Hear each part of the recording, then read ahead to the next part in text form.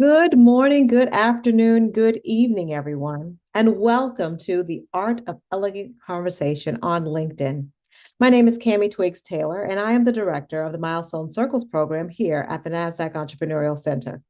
For those of you who may not know, the Nasdaq Center is a nonprofit that is building a better path for entrepreneurs worldwide by improving inclusion, access, knowledge for all in entrepreneurship.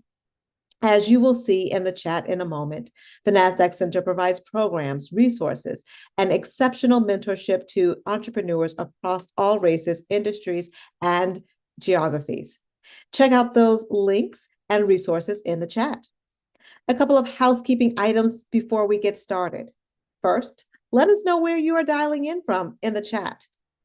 Second, we will open up our live Q&A at the end of our event. So please submit your questions for us in the Q&A function at the bottom of your screen throughout the presentation. We will try our best to get to them all.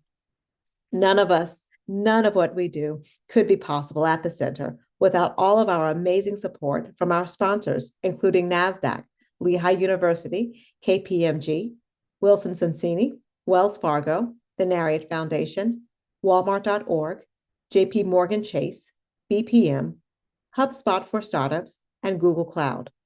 We are humbled by their contributions and hope you are grateful too.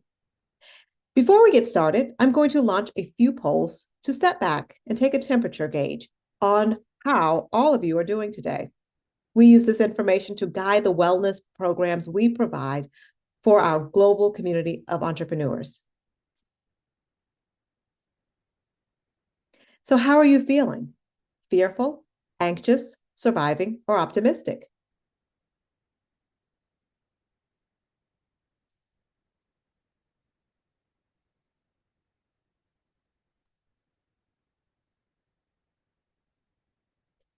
Okay, many of us are feeling optimistic. However, some of us are feeling anxious, surviving, and fearful. Here's the next question. What is keeping you up at night? Is it finance, sales, marketing, scale, pivot, or team? Or figuring out how to survive?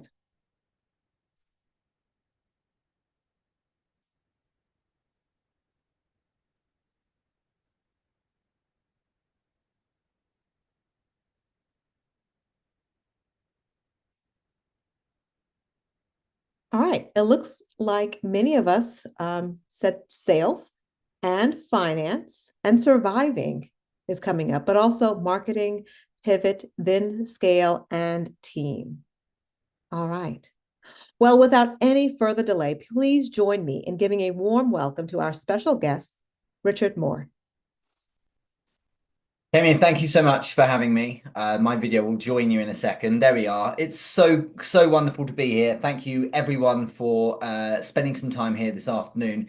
Those polls were really eye-opening, and I saw the standout answer in that last one was sales. So let me try and help today. Okay, so first up, make sure all of you have a note paper or something you can write on or something you can take notes on.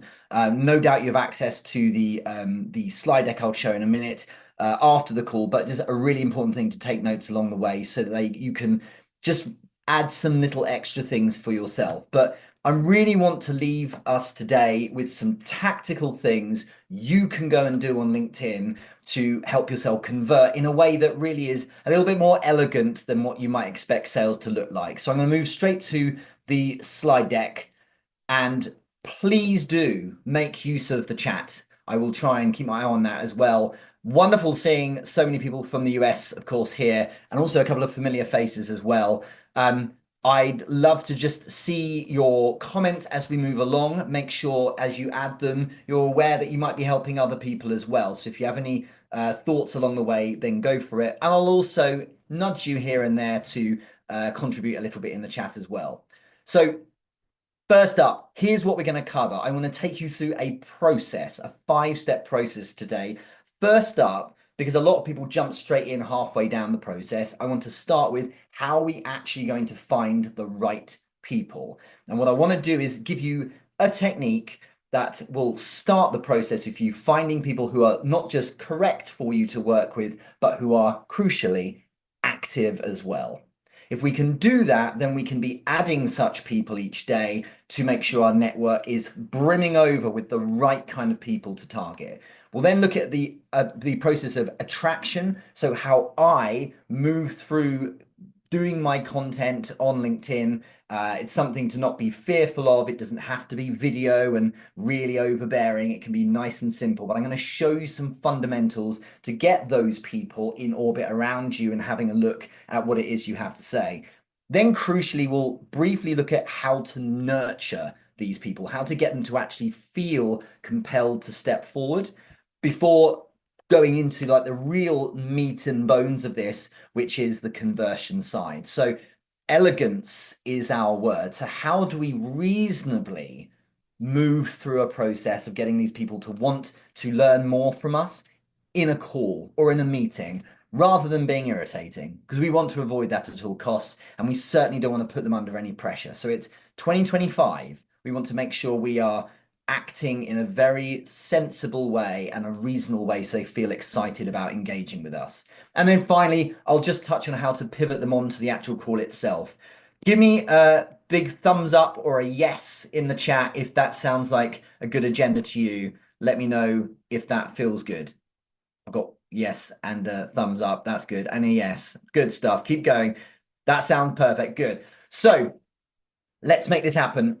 Just a little bit on me to begin with. Firstly, 2003, so 22 years ago in October, I started my first job and I was selling internet marketing. So it's a very long time ago, and I was selling this internet portal. I was cold calling. So I was calling CEOs of corporates and I was trying to convince them to buy a thing. So back then I was doing an unsolicited cold approach. Today we'll be doing the mirror opposite, which is attraction and warm inbound is what we're creating. But that's where I started.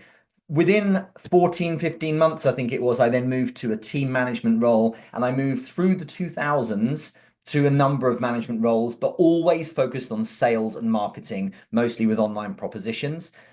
Then I moved at the end of the decade to a recruitment house. I was headhunted in as head of sales and then sales director. So sales has very much been in my blood through my career. And then 2014, I decided to exit the city in London after doing my decade of service and move into running my own business. And I've been since then consulting and coaching in how to convert. So from big six-figure deals to smaller four-figure deals, helping people understand what conversion sales looks like. But then 7 years ago, I decided to roll out a focus on LinkedIn. So what I'll show you today is 7 years of testing, being kicked in the teeth, working hard, testing lots more and trying things out. And we arrived at a point where, you know, there's a lot of people buying into this process because it's much more of a gentle, organic way of working. So hopefully you find this useful too and can find it something tactical to try from the end of this session. I want to show you this slide before we get started to make a point of what's possible. These are brands that I have done work with as a result of the things I'm going to show you today on LinkedIn. For example, Microsoft in June last year got in touch through LinkedIn and said, Richard, this is exact words what they said, Richard, we've been watching you. We'd love you, please, to help us to do a review of our new Surface Pro tablet. That's just one of many examples here. I'm also in LinkedIn, visiting LinkedIn in a couple of months' time to shoot a course with them. Now, I'm not anyone special. I've just got a process that I'm putting out there each day to make sure the right people are seeing me in the right way. All of these things are possible if you just apply yourself with some discipline and some consistency and with a simple system. Nothing is easy, but it's really important to have this sense of what's possible. Anyone you'll ever do a deal with is on LinkedIn right now. So the question is, how do we find them? How do we attract and nurture them? And then how do we pivot them to do something great with? But this is less for me to show off with. It's more about showing you what's possible. I really want you to believe, because they're out there and they're watching. Our job is to say the right things to them.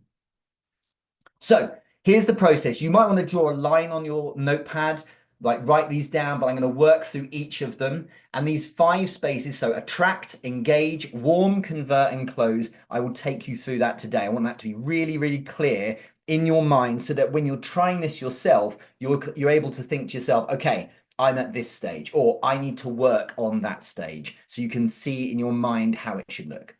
Let's start incredibly tactically with how we're going to find people. I've done an example. Hopefully you can see this on the top right. I did an example here by going to the search bar on LinkedIn and typing accounting growth. What I did was use keywords relating to the kind of thing that my buyers might be looking for. So you consider what that might be for you. Then I filter by events. This sounds like a weird thing to do, but you filter by events for a very important reason. When you do that, you get a bunch of results. And if you're not that familiar with events on LinkedIn, there are so many every day that are constantly being added. So it's a really good opportunity for you to find new people. Now, the reason why this is so powerful is when I click on a result, if you take the first one, you might not be able to see it if you're on mobile. So I'll read out, it says finance and accounting, best practices for high growth teams. Now, here's what I need you to pay attention to. Imagine I want to target the kind of people that would go to an event like this. When I click on it, and you can see here it says 72 attendees, if I click on it and hit attend, which I should probably want to do anyway, what will happen is it will show me a link with all of the people who are attending. You have a link now to every one of those profiles. So this is where, of course, I might filter through people who aren't so relevant, but that's where I can find people that really are the kind of people I want to work with. So they might be in that ecosystem of decision makers, or they might be the decision makers themselves. You'd be surprised, C-suite people are attending events like this. So you need to just work through them, have a look, and maybe add 5 to 8 of them per day. And you can send a note like this. Hi, Richard. I see you're also attending the finance and accounting event on Wednesday. Would love to attend would love to see you there. I'd love to connect. Just something really reasonable like this. Now, the reason why this is so important is twofold. Firstly, we're adding people to our network. We're curating the right people because they're not just people we find in a list. They're not just people we've done a normal search for. They're active because they've consciously shown by clicking on attend that they need help with this thing. So just consider the possibilities. What kind of words would work for you? And you can find these people, they're segmenting themselves as I'm interested in learning about this thing. When you add them, send a little connection note like this. When they accept, LinkedIn now will see that there's a connection. So when we move to the next stage of putting out content, these people will be sent your content more often than not. So what we're doing is we're not just adding active people to our network, we're also telling LinkedIn, we're connected, so perhaps my content should go to their newsfeed. It's incredibly powerful. You can't do that elsewhere. And it's a lovely way to make sure we're adding the right kind of people. Okay, so something to really consider because it's an incredibly important thing that at the top of your funnel, you're adding the right people as you go. You can also do this by filtering by post. So now you can filter by types of content and see people who are maybe making big moves in the space, who are influencers, who are thought leaders. You can connect with them as well. And of course, you can see who's showing up to those conversations. Super powerful, this. And if you do a little bit every day, if you maybe add just 5 people from this approach, it really does map to the right kind of people seeing you. Don't leave it to chance. Don't leave it to the algorithm. Actually tell LinkedIn by adding these people that it's a good idea. So consider that sometimes the keywords might need some work. Okay. You'd be surprised. Almost anything is covered in here. You've just got to play around with it a bit and think about what kind of words would be effective for you.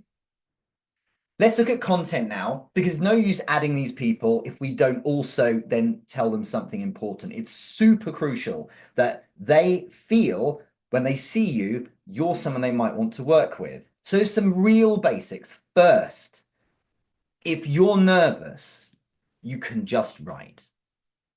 You might see video or carousels or live streams and think, just not for me. Some of the most influential people that get the most returns don't even put their face on it. They just write text. So you can do text and image. If you want to do video, if you want to do carousels, good for you. It's all no problem at all. But I would say it's really important to recognize that if you can add your 2 cents on the space you're in, it will show your audience you've got something valuable to say. Don't, it sounds really mean, but don't share other people's content, share your opinion.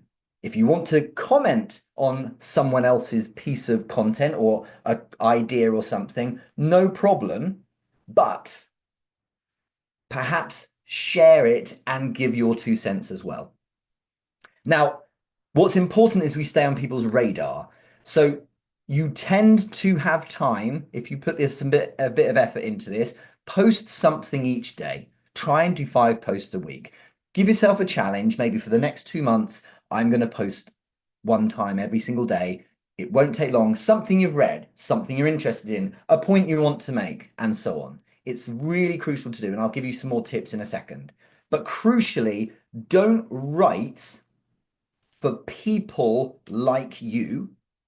Write for your buyers. Write as though the people who need your help most, who are frustrated and for whom you have a solution, imagine they're right in front of you. If you write about what you do as though it's for your peer group, you'll get lots of applause, but it will be falling on the wrong ears. It's really important to bear that in mind. So let's look at types of content. Here are 3 types of content that I use. 1, tactical value. This really attracts people and makes the point that you know what you're doing. Obviously, this is all images and graphics and things like that, and I have a design team, but don't worry, you don't have to do that if you don't want. It's just to illustrate a point. But what I'm doing is I'm writing here a post where I'm sharing, here is how to do a thing if you need some help. And the idea is I'm doing it for my buyers because they might think, well, I do need help with that. Perhaps he could help me some more if I speak to him. So every 3rd day, perhaps, consider what some tactical value could be, some tips or hints that might attract people, or something to demonstrate you're an expert. Second, consider the type of post. This is actually the most powerful one I find, that challenges or reframes a mainstream held belief about the work you do.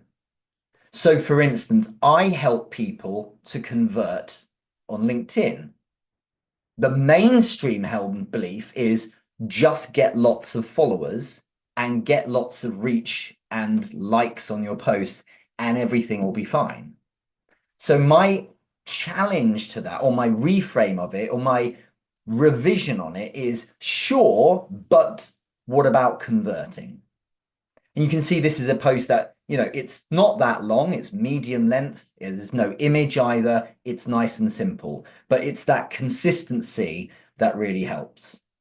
And when you start, you'll be rubbish. But what happens is over time with practice, you get better. My posts were awful to start with, but I just got better by spending some time doing it each day, like with anything else. So give yourself some time to practice. But this is powerful, this type of post, because what it does is it makes people think to themselves, that guy there must have thought about this, must be seeing a bit higher, or obviously sees a bit more over the horizon. It's very powerful to show people that you're thinking about things on the next level. If everyone talks about AI, then consider that the way you write a post like this would be, sure, AI, but how about this? So essentially, the way to write such post is to kind of agree, but then add your 2 cents on top. But what about this? Or what about this blind spot? Or there's the thing that's being missed. and it shows you know the space a bit better. So we show we know how to help, we show we know the space well and all of its blind spots. The third one kind of brings it together. This third type of content is me as a thought leader. So I really want to give you an important takeaway here, and you might want to write it down, which is you need to elect to give yourself permission to be the thought leader for your space, because no one will give you that permission. You just take it. I just chose at the beginning to step forward and say, I know my stuff, but like I believe I know my stuff, so I'm going to talk. And in a world where no one's making any noise, which is LinkedIn, no one posts that much. It's like single digit percentages of people who post anything. That is a great way to stand out. So you're not here to share other people's content. You're here to be the thought leader on the niche that you serve. You should be running a thing or doing a business because you've got a great idea. So show us. And you've got to remember that people are following you for a reason. And so when you make that statement of, I know what I'm talking about, or here's a thing I strongly hold in my heart to be true, people like that because it's stridency that makes people think that person maybe does have a sense of knowledge about their space. Okay, so dare to do that, elect to give yourself permission to be the thought leader. And of course, that should come through in its tone. So these are the types of posts I'm writing, and just rotate each day and try it out. But we need more than that. We now need people not just to look at the post, we need them to step forward in some instance. We don't want to do cold outreach. Put in the chat if you desperately want to do cold outreach. Give me a yes or a no. Do you want to desperately do cold outreach? Nope, says Lana. No, no. Yes, some of you do. Well, good, excellent. Some of you do as well. So I'm going to give you a semi-cold outreach, which is kind of warm as well. And what we're doing is we're saying, let's get them to do something in our direction first. So the first step after content, the first step is to have them engage with us, to do something in our direction, and then we'll do something in theirs. So what we need to do is create an active need or a feeling like a compulsion to want to engage. Our job, as I've written here, is to stimulate engagement. So sure, you've made a really powerful point, as I showed on the last slide, but next we need to get them to want to step forward. Okay, so the idea is we'll have what's known as a CTA or a CTF. A CTA is a call to action. You can see an example here at the top on the right. At the bottom of the post, I wrote a little bit extra here with a question. Who, in your opinion, stimulates the audience like this? So I'm asking a question at the end of the post. This might be basic to some of you, this might be news to some of you, but it's a wild increase in engagement in your post if someone was to be given a question to answer, so do it. Alternatively, you've got a call to feel, which is a kind of a newer concept. Instead of asking a question, I want to write something profound enough with the right kind of sentiment that makes people emotionally feel, I felt something there, I feel compelled to write something. So it's harder to get your head around, but go Google it, practice that, but you should be signposting what's next, which is come engage or share your 2 cents, okay? So we don't want to scare them off. We don't want to ask them something like, if you want to learn more, jump on a call with me, because that's too much. From just reading a post to jumping on a call, we need to be a little more subtle than that, and I'll show you that in a second. Okay, so we don't want to scare them off. This is a very human interaction. We were basically saying, here's my point. What do you think? And getting them to start that conversation in the chat underneath. Now, there's an alternative, which is in this call to action. What we could also do is add a bit more of a commercially led call to action. Rather than just write a comment, we could also get them to get in touch about maybe something of a test or a trial or a little bit of a lead magnet that we might want to give them. How does that look? Well, what we can write in the comments or at the bottom of the post is something along these lines. This works incredibly well. My program I started a few years ago called the LinkedIn Client Accelerator has over 200 businesses in it, and mostly they came through this approach. But what's crucial is it's low pressure. I want to show you these, and you can use them yourself, but I want to show you really carefully why they work. Look at what I'm writing. If you want to understand more about the program, DM me this word and I'll share more info. Comment me below and I'll send you the next steps. If you're fed up with this kind of thing here, comment show me and I'll send the info. I'm giving them a feeling of control. What I'm not doing is scaring them off with, and we'll jump on a call. It's, I'll just send you the information. So what I'm trying to do is say, if you want to learn a bit more about this, I'm happy to share it. And then they send a message or they write a comment and I say, thank you so much, because they're stepping forward, you see. Say, thank you so much in a comment to them. Sorry, in a direct message to them. Here is the next steps, or here's the thing you asked for. No email opt-in, because that seems shady. No, hey, forget it, let's jump on a call. I'm giving them the thing. And then I can follow up the following day.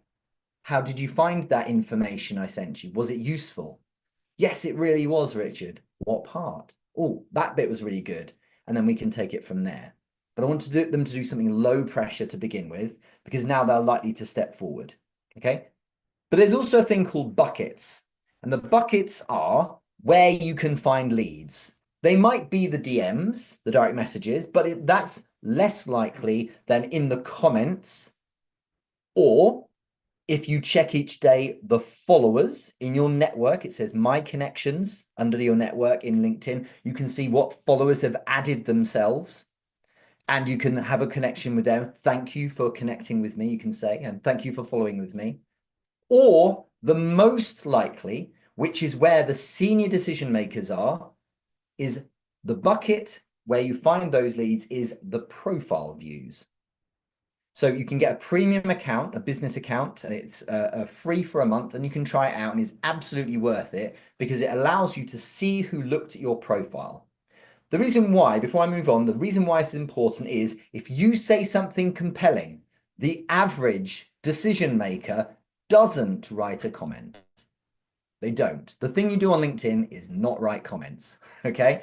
But what they do, because they are naturally curious, they think, who is this person? Is they click on your profile, click on your name and go to your profile. And that's logged. So you can look at who's looked at my profile. If you go to your profile, you'll see that. And then you'll know who's taken a peek at you. And the lurkers, as they're fondly known, are often the decision makers. The majority of the bigger deals I've had over the years have been people who peak and then they're gone. But the nice thing is I can see who it was, so I can get in touch, and I'll show you how to deal with those in a second. So one last thing you can do is, instead of just sending these kind of short comments, as I showed you over here, to get them to step forward, you can do longer ones in the comments. This is the most effective I've found. So I've done a post, then I've written a comment that's also long form. So what I'm basically doing is saying something like, here are your footnotes, or here's some more information. And the people who are really, really digging your post tend to want to read this stuff because they want to indulge.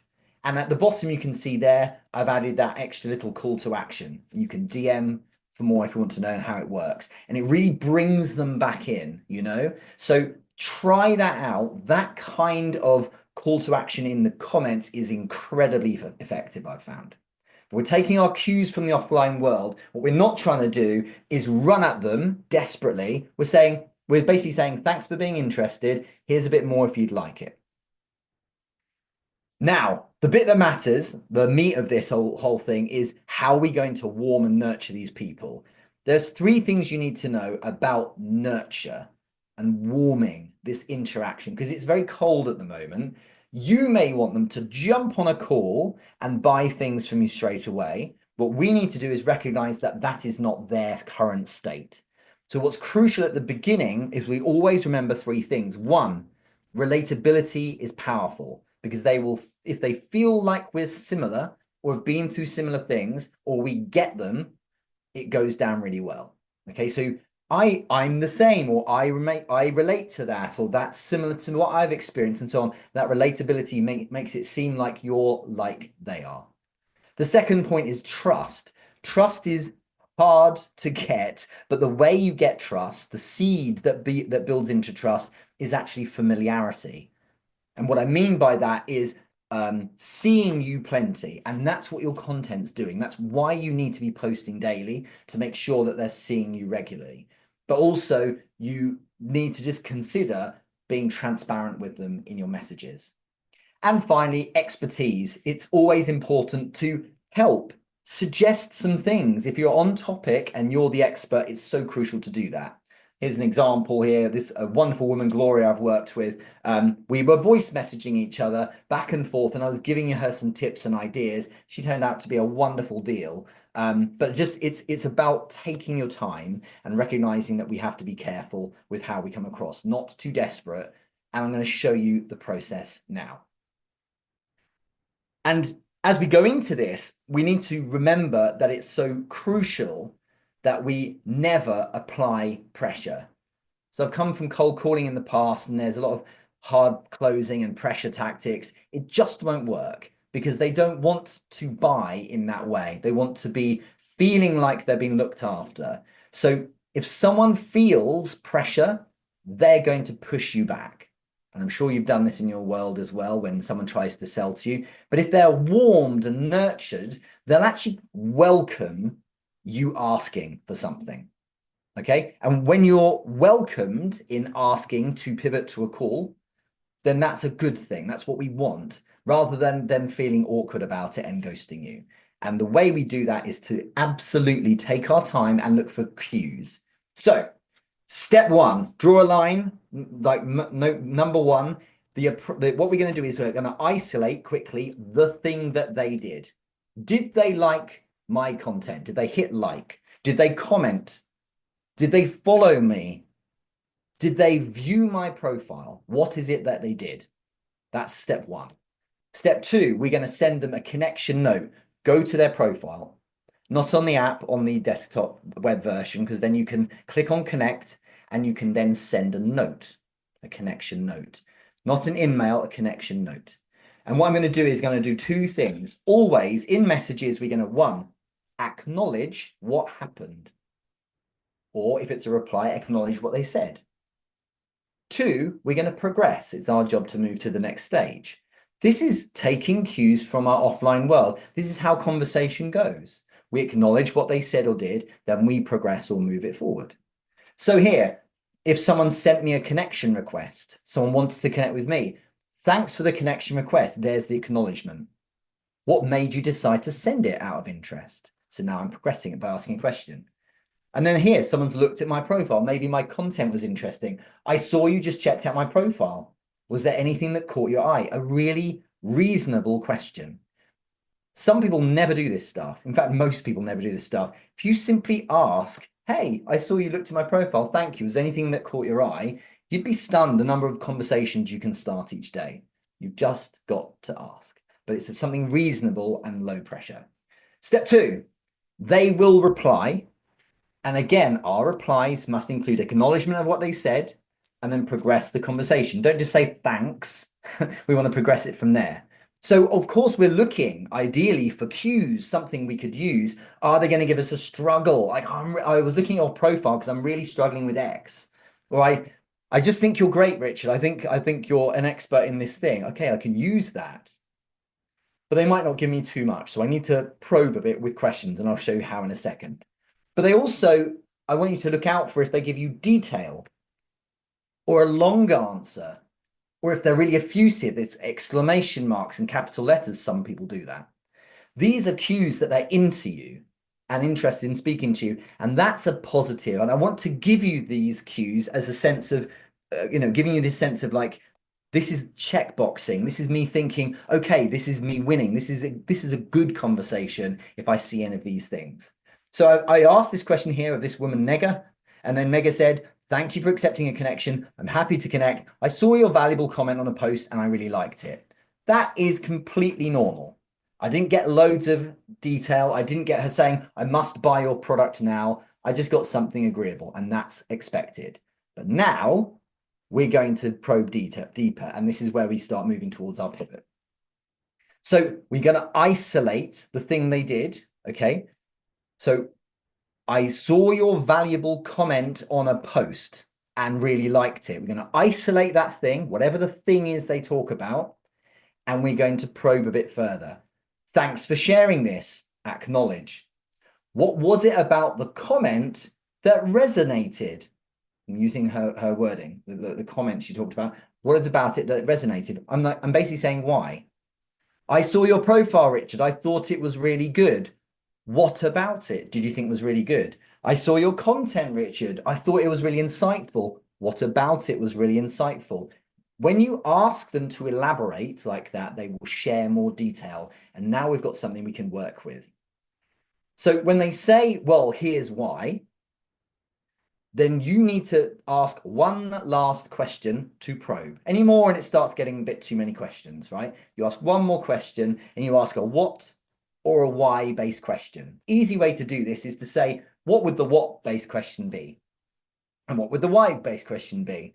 Oh, I need more help with this thing, Richard. Or I'm working on this thing, Richard. Okay, so what have you tried? Why do you have that feeling? Why do you think that's happening? What do you think the solution is? Any question along these lines, just one, they will give you a deeper response. And they tend to answer. The reason why is because they're into your content. You're showing them some interest. You're not pushing. You're just asking incredibly reasonable questions. Do you think you can ask reasonable what or why based questions? Pop it into the chat. Yes. Do you think you can do that? Because I want you to try that as a bit of homework. I want to see some yeses before I go on. Yes.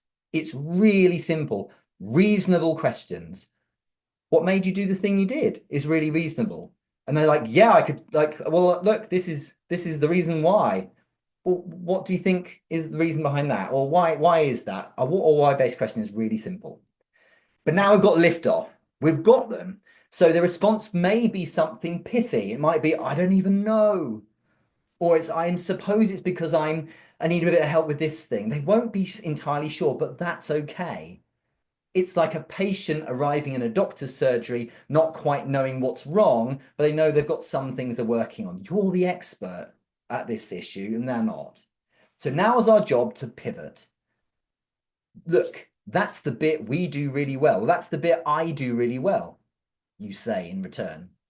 I've got a few minutes at 3:15 today. If you're free then, shall we explore how it would look if I helped you with this? It's a really reasonable question based on the context of what's happened before. Or should we explore further how we could collaborate if it's not, to help them with closing something? Also, it'd be lovely to connect properly, don't you think? This last line here is so powerful because what it does is it basically just puts this really important point in their mind of, isn't it nicer to connect properly rather than this mucking around in the DMs? The messages are a brief moment. You need to get them onto a call or in a meeting because that's a time when you can actually do some magic because your personalities will be interacting then. And that's when you have that real superpower of your personality in play. Okay, so it works really well to add that at the end. But what we're doing is we're saying, look, I hear you. I see what you mean. That's what I am. That's what I do well. Why don't I help you a bit? Or like, I've got a couple of ideas. Are you free at this time tomorrow? Because we can speak then. It'd be lovely to connect, don't you think? The question, this is your big takeaway on this point. The question you're actually asking isn't, would you like a call with me? The questions you're really asking is, if you're free then, like, do you have time at that point? And would you like to learn a bit more, of course, about these ideas? And they'll tend to say yes. And it's such an organic way to move them to a call. I just want to highlight this point before we draw it to a close. You must ask in the right way. They need to feel they're the ones stepping in your direction. But also for positioning reasons, you're not to chase. Please write this down in capitals at the top of your page. You are the prize, right? I am the prize. I am the prize. They may be the customer, they may have the money, but you're the one with the solution to their problem. You are the prize. So we may need to create this situation where they want to step forward. They want to step forward. That's why we ask it this way. Would you like to explore a lovely soft word with no pressure? What it would look like if I helped with this? Absolutely. Remember, they want you to help because they've seen your content. They've been positioning you in their mind as a thought leader and as a superstar who knows their stuff. Of course, they want you to help. There's no, let's get a contract out. It's, let me just help. We can talk it through and we can see where we go from there. And when you get them on a call, if they feel it's been really helpful, the tips you're giving them, then of course you can say, well, why don't we work together then? Why don't we explore that at least? And they'll be more than happy to explore that further. They just are, because you've gone through these little hoops with them up to that point. So lead that pivot. Okay, it's on you. It's your job to do it. See the wording here. Thanks for the message. Let's grab a quick 10 minutes together. I'm not saying I'm going to need an hour. I'm making it feel really quick. I'll explain how it works. Are you open tomorrow early afternoon? I'm trying to close them on the idea of the time of the call rather than if they're interested in the call. That bit's assumed because they've shown a lot of interest. Hey, Richard, I'm free at this time if it works. But it's your job to move to the next steps. Okay, your job is to lead. You've earned the right to do this because you are the person they're looking up to. That's why we add the content in the way we do. And finally, when we're on the call, use what I call the doctor method, which is you're their expert, so play that role. When they get on the call, be welcoming, bring good energy. Remember, they're looking to you for help. So you don't need to be too nervous. They want to be on this call. So you're validating that you are who they think you are. Remember as well that people buy people that they like. So don't be too closed or cold. Be interested. You are, aren't you? You want to work with them. So consider asking questions. Ask them to elaborate. It's a really powerful thing to say, what do you mean by that? Give me a bit more detail. Show them that you're keen so you can relate more. And then crucially at the end, I mean, this is a very abridged version of how to do a call, but at the end, what's crucial is you say, I know what you need. Here is the solution. Never, when you're playing the role of an expert, should you give options. Well, you could work with me this way, or you could work with me this way. Imagine a doctor saying, well, you could try this medicine or this medicine. Which one do you think, patient? That would never happen. You'd be very worried, wouldn't you? So you prescribe the solution. Here's what you're going to need. Here's how we should work because that's what's required. The right option is the one that solves the problem best. Never make them choose based on budget or anything like that, based on what solves the problem best, because you're meant to be the expert. That is always the best way to sell these high ticket offerings when you help people out. Because of time, I have to draw a line there, but thank you so much for your kind attention. I really appreciate it. And I know there'll be a few questions here. Cami, I hope that's been useful for you as well. And if I stop my share, we can do a Q&A if there are any questions. No, that has been amazing. My favorite part, Richard, thank you so much. My Well, favorite part is when you shared, give yourself permission to be the thought leader, and then back to at the end that you are the prize. It just elevates just the importance of confidence in this journey of, inside of LinkedIn. So that's amazing. Yeah. So we do have questions that are coming in, great questions that are coming in. So let's start here with here we go.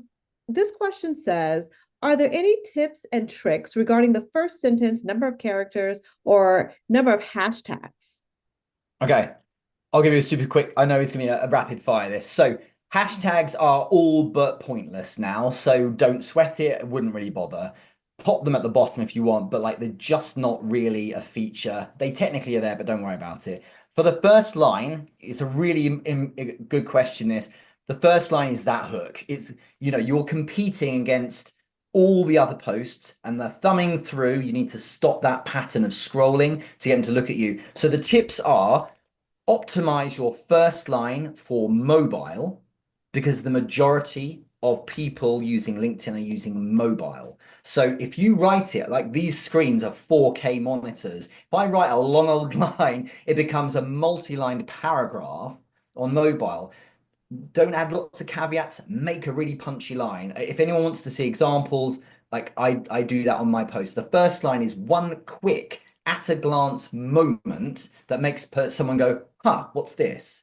LinkedIn actually monitors how many people are clicking on see more. So we want that first line, the hook as we call it, to stop them in their tracks. It needs to be super short. And then the second line, what I call the tease, is to give a bit more context to make them want to click on see more. Don't be too sensationalist. This needs to be what we call legit bait rather than clickbait, but it's important to make sure that you do have a very short hook. At a glance, it should be something their unthinking mind takes in. If it's too long, like 2 lines, they're not going to read it. It's easy just to go past the next post. So hopefully that answers the question. Yeah. Here's another one. A lot of people say to send a connection request with a note. Which is best? So imagine you're receiving a connection request and you don't get a note, and then you get one with a note. It just makes more sense because you're giving context. And the thing I will return us to is we're sending connection requests to people who've done things in our direction or someone where there's some kind of commonality. Why would you give them a blank connection? Because it doesn't give them anything to go on. So for instance, at the top of the session, we talked about the events, the way finding them there. I'd be like, hi, Richard, I see you're going to this event. I'm going too. It'd be lovely to connect. That gives them a reason to want to connect with you and a conversation starter. Likewise, if someone looks at your profile, thanks for looking at my profile. I really appreciate it. So be nice. What made you decide to look at it out of interest? In a connection note, it gives them something to respond to. Otherwise, you're just hoping they're in the mood to collect a new contact, and we need to give them a bit more. It's, again, our job to lead. Awesome. This question kind of goes with, there are a couple like this. On LinkedIn, it's very difficult to find decision makers. How do you identify decision makers to engage with? Yeah, it's a very hard one. My entire career has been the pursuit of decision makers, and so there's a lot we can talk about. As to be honest, a whole other session. But what's crucial is we consider beyond the job title. Sure, a CEO tends to be a decision maker, but what we should be doing is connecting with people who aren't just the CEOs. We should be also connecting with those in their ecosystem because it's the people around them as well. If they are seeing your content, because they're typically on LinkedIn more, they're the ones that when they see your content will basically urge LinkedIn to nudge it to people in their network, i.e. the decision makers. But we can make some judgments. We can say probably these kind of job titles, probably these kind of businesses. I can make a call, and if it's located in the right place as well, they might be someone to connect with. But what we need to remember is not everyone's going to buy, but plenty of people might support us.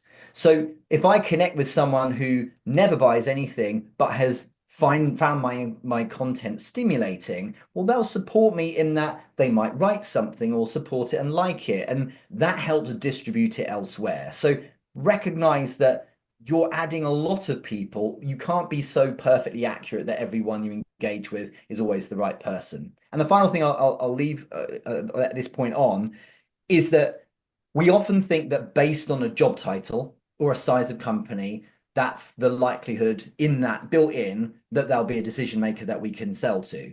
But actually, it doesn't come down to that. It comes down to often the personality of the person. Of course, they have to have the authority, but someone who's going to buy something has to be someone for whom you resonate and someone for whom they find you compelling, as opposed to technically it's a managing director or technically it's a president, therefore it should be a deal. Forget, not fully, but forget partly their job titles and think about how you're coming across to that person, because that is the bit, that's the kind of the lubrication that makes it happen. That's good. Here's another question. This came in a couple of times as well. How can you, oh, I'm sorry, you can only send so many free messages to people. When do you know it's worthwhile to pay? It's such a great question. It comes up all the time. So I'm so pleased this came up. Firstly, the one you probably want, I would actually advise you to not bother with Sales Navigator. It's total overkill. If you're an entrepreneur reaching out to singular people to try and get some deals, get Business Premium. It's like half the price anyway, and you get a month free trial. If there's a business alongside getting an accountant, it is pretty much one of the most important purchases. And for the sake of, I think it's $50, it's totally worth it. It pays for itself because otherwise you not only can't send so many of these free messages, but also you can't view who's looking at your profile. And the decision makers are lurkers. They're not mucking around writing comments. They're not. They're looking, they're checking your profile, then they're gone. So we need to be able to see that. So Business Premium is like $50 a month. That's the one I would get. It's massively worthwhile. It's probably one of the number one tips, but you get a month. So make it worth it. Use it for a month. Add some people each day. Get into conversations. And I think just as a final tip, like if we had a day where we have two metrics, one, I will add 5 to 8 people and try and start conversations with them. And two, I will try this approach and see if I can pivot one singular person onto a call at some point in the future. That's a really good day because we're adding people in the right way, we're engaging in the right way, and we're stimulating meaningful opportunities in the form of calls. That more than pays for a subscription. I should be on commission, shouldn't I, from LinkedIn, don't you think? Oh, listen, you're doing great. Okay, here's another one. This one's kind of fun. I'm hearing that people are saying LinkedIn is becoming less professional and more social. Do you agree? Is that a good or a bad thing? So what's happened in the last few years has been interesting because Gen Z, who really get social media and grew up with a certain style of social media as well, and it's certainly much, and even if you look at it statistically, Instagram and TikTok have grown up. They're now in the back end of their 30s and they're in positions that matter in business. And what they've done has been wonderful for LinkedIn. They've flooded it with content that's stimulating. Because what happened in the past was you'd have a company update, check out our new white paper, and it's all a bit dry. So it is a bit more social, but here's the asterisk I'm adding next to it. But the thing is that you can curate your feed. My LinkedIn experience is a really positive one because whenever I see something that's fluff, I go to the post and I say, not interested, don't show me stuff like this. And it's worth it. Like unfollow such people as well. Get rid of it all. We all often, if we don't do anything about it, we will see the stuff that's from the fluffy content creators who are doing the platitudes as posts to try and get lots of views. So of course that's the most prevalent. And so we think that's what LinkedIn content's like, but it's actually one corner of content on LinkedIn. So opt out. You can consciously do it. And it's so refreshing when I started doing that because now I spend time around stimulating content like yours. And it's really nice to see, interesting things from interesting people. So opt out. So I'm not going to say if it's good or bad because for some people that's exactly what they want. And for others, me in this case, it's just not what I want. And you just always got to remember this one crucial thing when you're writing your content, which is, am I being the right things to the right people? Am I saying the right things to the right people? If I'm showing off about working from home or by a beach, or if I'm, drinking a latte in a selfie in a coffee shop, fine. But what does that say to your buyers? And if it says the right thing, go do it. If it doesn't, opt out. And there's so much content, we can choose to go to another space instead. So that's my diplomatic response. That's perfect. All right, I think we've come to the end. Richard, any final words to share with the community? I'd like to challenge everyone. I'm using that word carefully, but I'd like to challenge everyone to actually go try it because it's always nice to feel inspired and think, what a lovely conversation we've had. But it's just, it's 55 minutes wasted if we don't go try it. So dare to give yourself that permission, go try it. Obviously, great things, transformative things don't happen overnight. So we have to take our time and build it, but just commit to giving a bit of time each day to doing this. We don't need to go viral. We don't need to be influencers. What we need to do is connect meaningfully with people one on one and stimulate some opportunities in the way I've shown. And like that's where the opportunities are, because we're not here to, some maybe are, I don't know, but we're not here to be influencers on LinkedIn. We're here to be business owners and entrepreneurs and use LinkedIn as a tool. So being meaningful and intentional, but like try it 60 days, give it a shot, and then report back. Oh, that's so perfect. Give yourself permission, 60 days, and then come back and share with us. Thank you so much, Richard. You're very Thank you for speaking to our community, sharing your insights, and setting such a great overview. On behalf You're of the Nasdaq Entrepreneurial Center and everyone in attendance, we sincerely thank you for joining us. We would love for you all to join us for our upcoming webinars. You can view the upcoming events by using the link in the chat. Thank you all for joining us today, and we look forward to welcoming you back online with us soon.